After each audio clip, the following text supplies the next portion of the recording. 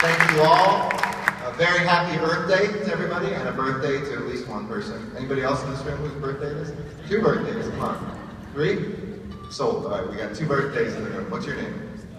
Stefan. We don't want to forget Stefan too, so wish him a happy birthday. But we are all here in this amazing place, and I want to thank my friend Denny, who continues to have the biggest panels of any gathering in America. In fact, this is the only room in America that can take the width of the panels that we have here. But the extraordinary folks that are all up here on the stage and in the audience who come together each year. And as we've come together in each of these gatherings, each year we kind of are a little bit taller and a little bit stronger.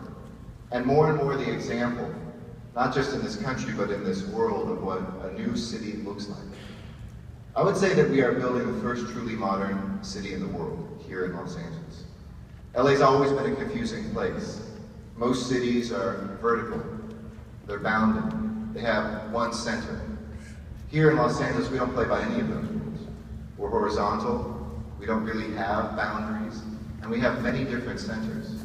But I think increasingly, this is what the cities of the world will look like. And the challenges that those cities, as growth happens in other countries and in parts of this country, will be to see whether we can create a quality of life that defines what the city has always been about. Aristotle wrote, and it's carved in the Tom Bradley room atop City Hall, that the city came into being to preserve life, but it exists for the good life. In other words, we came to cities to be safe, but that wasn't the end goal. The end goal was to try to find and to define what the good life means to each one of us. To have that opportunity to meet somebody who makes your heart soar and who you fall in love with and who you spend the rest of your life with. To listen to a song that moves you, to be able to see a new neighborhood or taste something you've never tasted before, to have the experiences that stay with you till the last days you have on earth. That is what life in cities is about. And transportation is the conduit for all of that, for all of us. Some of you know, some of you that are in this room I've known for a long, long time. Some of you are new friends, some for the first time I'm seeing. But I know that all of us together have not only a responsibility, but a privilege to position Los Angeles now as the place that when New Yorkers come here, or San Franciscans, or Londoners, or others, they go, wow, this isn't the LA I expected. And more importantly, this is a city I've never seen before.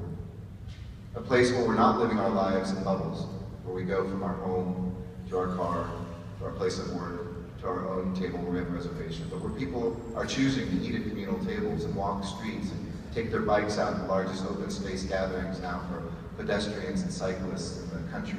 A place that people are coming to study, and not in a bad way. They used to come to LA to look at the dysfunction, the bad air, the traffic. Now they're coming to look at the innovation. And the work that Measure R played to spark that and to make sure that this wave, which comes from many different sources, wasn't just something that we rode, but something that we pushed forward. You can all be very proud of being a part of. But it's also like a balloon that we need to continually breathe air into or it will deflate. That to be innovative last year doesn't mean that we're cutting edge this year unless we're pushing forward even more. You know, we're here at Union Station, and one of my predecessors, Tom Bradley, once said that all lines lead to Union Station. He said this at a time when our great flagship trains came here, the Super Chief, the city of Los Angeles, the Golden State. And as he said that, those great lines were beginning to fade into distant memories. People started to take planes and other ways to get to and from Los Angeles. But Mayor Bradley's words were an epitaph. They were foretelling.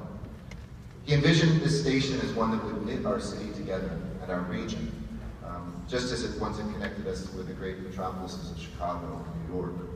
And today with Amtrak and Metrolink, Red Line, Gold Line, Metro bus service, all converging here, we see Mayor Bradley's vision begin. When Mayor Bradley ran for office, he said that he promised to have the subway within 18 months. Well, it took 18 years, but he did it. And thanks to the incredible partnership of the folks in this room, and I'm never against trying to have deadlines that are sooner than later, we are pushing things to happen more quickly than we ever imagined, though probably too slow for many people out there in Los Angeles today. But just think about this last year. This last year we broke ground on the new Crenshaw LAX line, the extension of the Purple Line under Wilshire, and the downtown regional connector. We started $1.2 billion of upgrades to the Blue Line. Let's not forget the work of Supervisor Kenneth Hahn, who said when Mayor Bradley was talking about a subway that we should have light rail throughout Southern California as well.